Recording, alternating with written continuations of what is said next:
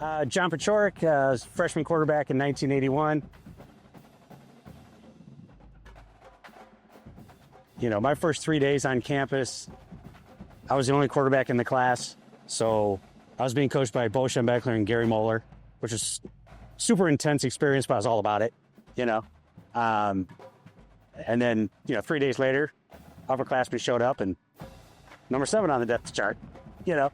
But, meeting the players that as a freshman, when you run into Bubba Paris and Ed Moransky and these guys, and they're just so massive, and to have that transition from being a fan of the program to being part of the program.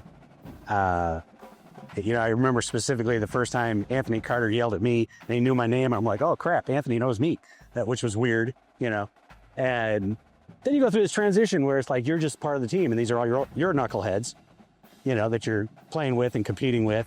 And then years later, you get back into that transition of you don't know as many guys, you become more of a fan of the program again. And it's easy to drift away as you get into your career and get into raising your family and what have you. But I must say that the experience I've had with FAM, reaching out, encouraging us to come back and participate has been just fantastic. Nearly every weekend when I come to a game, I'm running into guys I haven't seen in 40 years. And it's really just a thrill to reconnect with some of the guys. And so I totally appreciate FAM and what they've done. I'm blessed so I can sponsor a little bit of the efforts, to help take care of the guys that are a little less fortunate.